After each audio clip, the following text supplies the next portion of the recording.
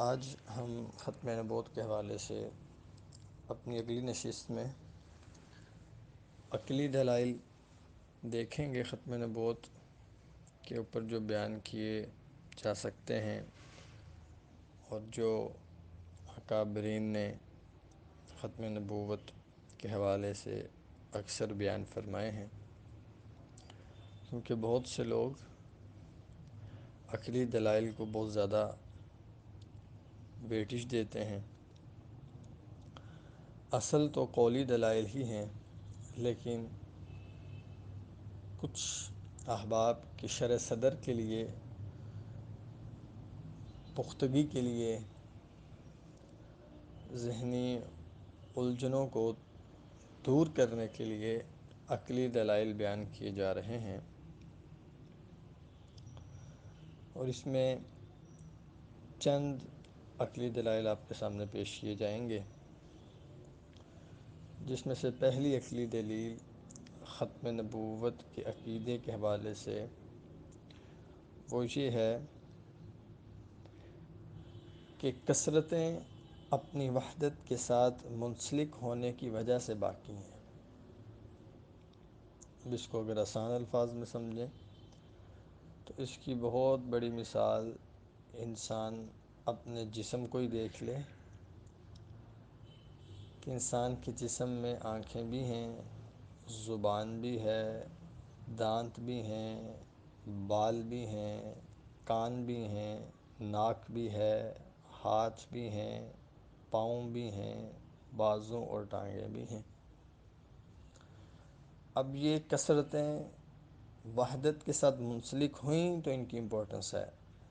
اور یہ کارآمد ہیں اور یہ استعمال ہو سکتی۔ اگر ہاتھ کو کاٹ دیا جائے تو وہ بیکار ہے، اگر آنکھ کو نکال دیا جائے، جسم سے الگ کر دیا جائے تو اس کی اپنی ذاتی کوئی حیثیت نہیں، وہ بیکار ہے۔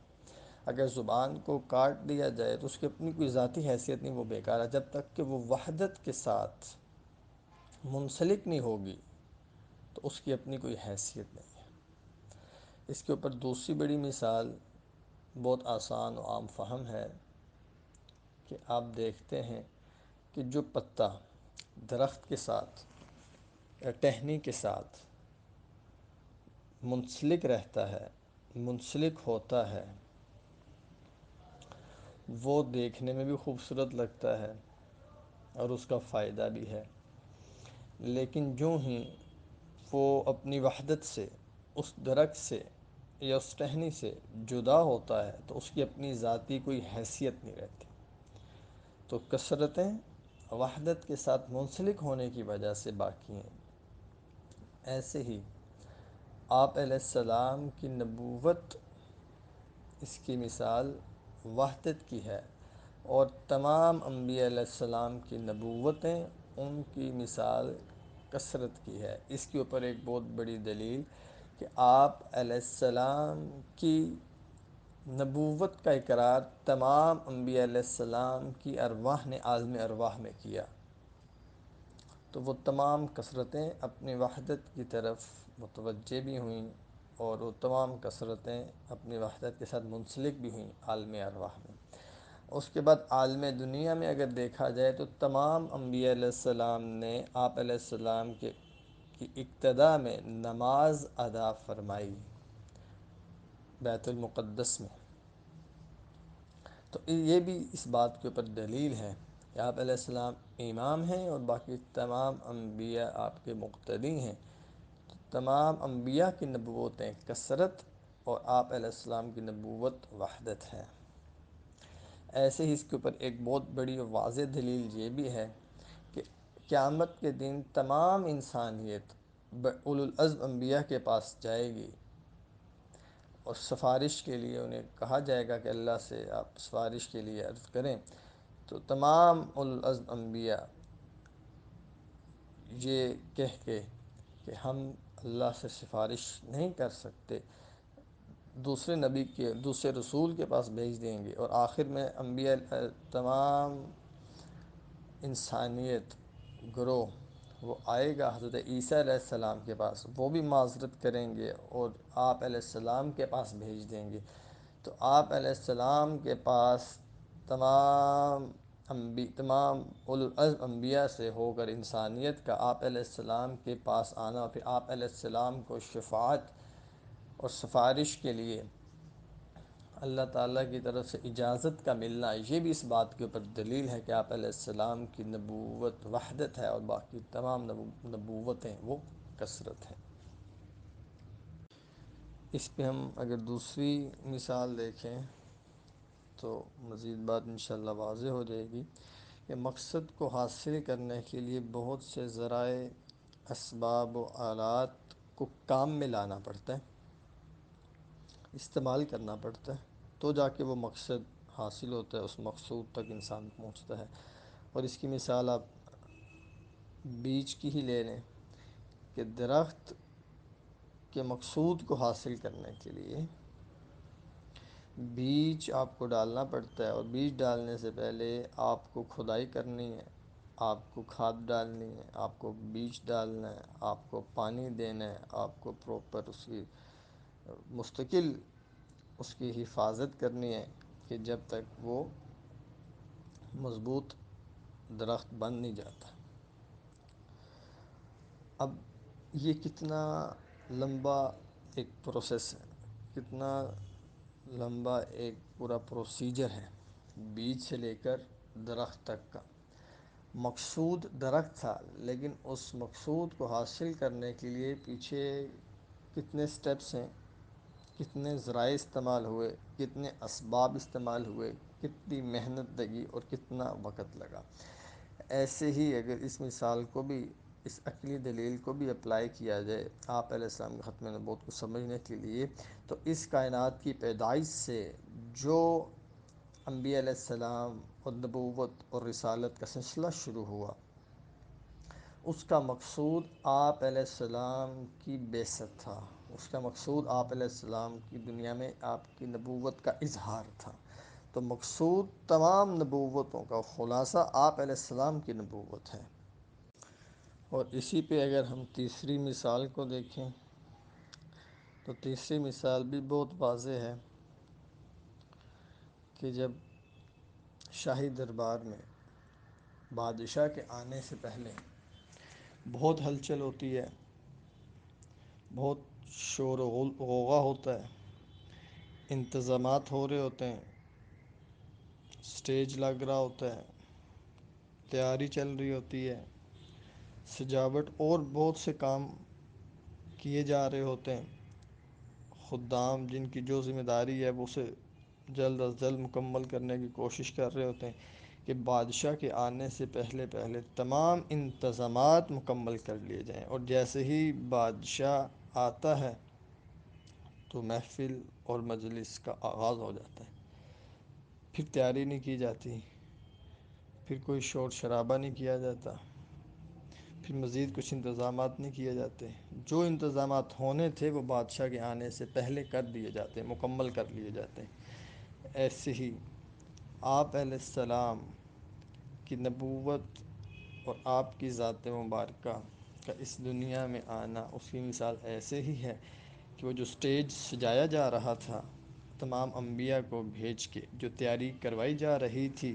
تمام انبیاء کو بھیج کے، اس دنیا کو جس مقام پہ لانا مقصود تھا آپ علیہ السلام کے آنے سے پہلے، وہ تمام انبیاء کے آنے سے مکمل ہو گیا۔ وہ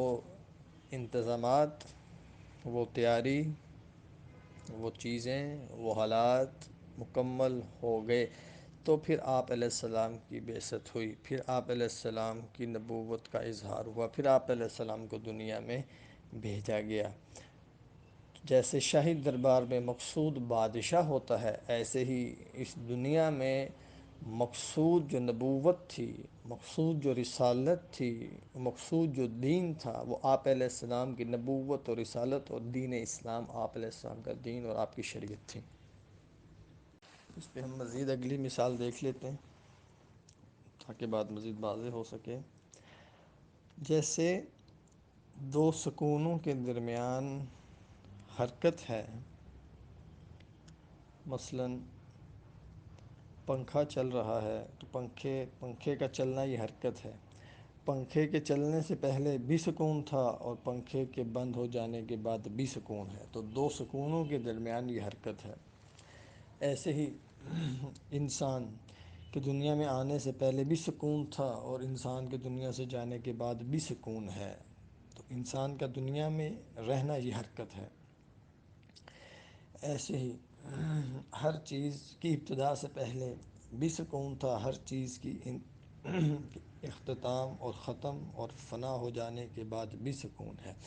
اس دنیا کے قائم ہونے سے پہلے سکون تھا، اور یہ دنیا جب تک موجود ہے یہ حرکت میں ہے، اور اس دنیا کے ختم ہو جانے کے بعد بھی سکون ہے۔ ایسے ہی دو سکونوں کے درمیان ایک حرکت ہے، تو نبوت اور رسالت یہ حرکت ہے۔ تو نبوت و رسالت سے پہلے بھی سکون تھا، نبوت و رسالت حرکت ہے، اور نبوت و رسالت کے بعد بھی سکون ہے۔ تو نبوت و رسالت کا ختم ہونا لازمی جز ہے سکون کے لیے، مکمل ہونا، کامل ہونا، تمام ہونا لازم ہے سکون کے لیے۔ تو نبوت و رسالت کا مکمل ہو جانے کے بعد پھر سکون ہے، تو یہ بھی عقلی دلیل ہے ختم نبوت کے عقیدے پہ۔ اب ہم اگلی مثال اگر دیکھیں تو یہ بھی بہت مختصر اور آسان ہے کہ ہر چیز کی ابتدا بھی ہے اور انتہا بھی ہے۔ اللہ پاک کی ذات کے علاوہ وہ ابتدا سے بھی پاک ہے اور انتہا سے بھی پاک ہے۔ ہر مخلوق جو اللہ تعالیٰ نے پیدا فرمائی ہے اس کی ابتدا بھی ہے اور انتہا بھی ہے، اس کائنات کی، اس آسمان و زمین کی، انسان کی، اور دنیا میں موجود اور کائنات میں موجود ہر چیز کی ابتدا بھی ہے اور انتہا بھی ہے۔ ایسے ہی نبوت، اللہ تعالیٰ نے نبوت کی ابتدا آدم علیہ السلام کے ذریعے سے فرمائی۔ اظہار نبوت کا اس دنیا میں اظہار آدم علیہ السلام کے ذریعے سے فرمایا،